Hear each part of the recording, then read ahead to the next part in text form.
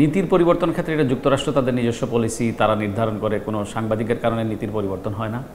কিন্তু যুক্তরাষ্ট্রের যেটা হচ্ছে যে অ্যাটেনশন, যেটাকে বলা হয় দৃষ্টি আকর্ষণ এবং নীতিগুলোকে সামনে আগানোর ক্ষেত্রে, ধরেন আপনি আমাকে প্রশ্ন করছেন বলে আপনি আমার ইন্টারভিউ নিচ্ছেন, স্বভাবতই আমি এই ইন্টারভিউ কারণে আমি কিছু প্রস্তুতি নিতে হয়েছে, কোনো স্বাভাবিকভাবে যাদেরকে আমি প্রশ্ন করছি তারাও প্রস্তুতি নিতে হয়েছে, প্রস্তুতি নিতে হলে পরে এই জিনিসগুলো সামনে চলে আসে, তখন একটা কাজ হয়।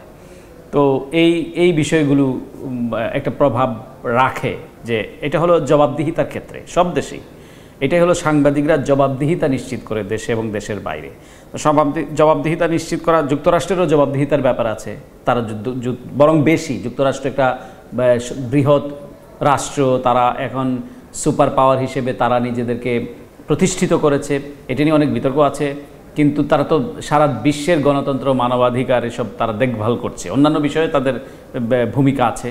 সেই জন্য তাদেরকেও জবাবদিহিতা আনার ব্যাপার আছে, যে তোমরা কী করছো। জাতিসংঘ একটি ইন্টারন্যাশনাল গ্লোবাল প্ল্যাটফর্ম, তাদেরও জবাবদিহিতার ব্যাপার আছে, শুধু বাংলাদেশ নিয়ে না, বিভিন্ন বিষয়ে সাংবাদিকরা আপনারা দেখবেন তাদেরকে জবাবদিহিতার আওতায় আনেন। এই প্রশ্নগুলো করার ফলে যেটা হয় যে তারা যে উত্তরগুলো দেন এটার জন্য একটা হোমওয়ার্ক হয়। এই হোমওয়ার্কটা যে কোনো দেশ যেখানে যে সমস্ত বিষয়ে ভালনারেবিলিটি আছে, democracy, human rights, rule of law, freedom of expression, তখন এগুলিতে কাজ হয়। প্রচলিত আছে যে বাংলাদেশকে যুক্তরাষ্ট্র ভারতীয় লেন্সে দেখে, আপনার কি তাই মনে হয়? আমিও একই প্রশ্ন করেছি, আপনি যে প্রশ্নটি আমাকে করেছেন সেই প্রশ্নটি আমি যুক্তরাষ্ট্রের পলিসি মেকারদের করি, যে তোমরা হোয়াই নট, তোমরা কি মানে সরাসরি দেখো কি না। তবে একটা বিষয় হলো ইন্দো প্যাসিফিক স্ট্র্যাটেজি যেটা নির্ধারণ করেছে, সেখানে লিডারশিপ তারা ভারতের উপর দিয়ে রেখেছে, কারণ এখানে চাইনিজ ব্যাপার আছে, মানে জিও পলিটিক্যাল নানা ইস্যুজ আছে, সেটা নিয়ে একটা বিস্তর আলোচনা।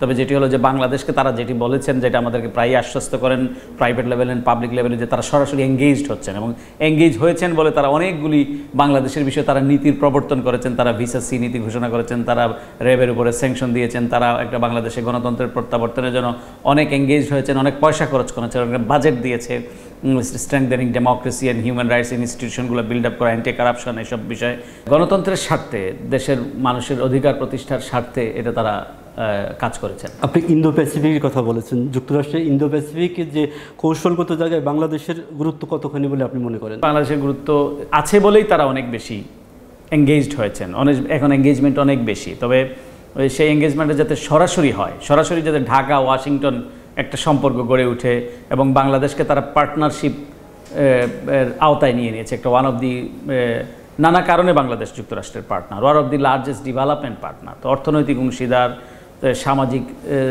পলিটিক্যাল নানা অংশীদারিত্ব যুক্তরাষ্ট্রের সঙ্গে রয়েছে। সুতরাং বাংলাদেশের গুরুত্ব নানা কারণে, এবং বাংলাদেশের ট্রেড ক্ষেত্রে যুক্তরাষ্ট্র হচ্ছে লার্জেস্ট সিঙ্গল ডেস্টিনেশন। আমাদের জাতীয় যে 20% আমরা তাদের এফডিআই, ফরেন ডাইরেক্ট ইনভেস্টমেন্ট, যেটা 20%-এর মতো, 18% আমাদের টোটাল এক্সপোর্টের 18% যুক্তরাষ্ট্রে। সুতরাং এবং অবশ্যই যুক্তরাষ্ট্রের যে নানা, সেখানে যে IMF, ওয়ার্ল্ড ব্যাংক, তাদের যে ইনভলভমেন্ট, তো নানা কারণে বাংলাদেশের গুরুত্ব আছে, এবং এই গুরুত্বটা আরও বেড়েছে এখন।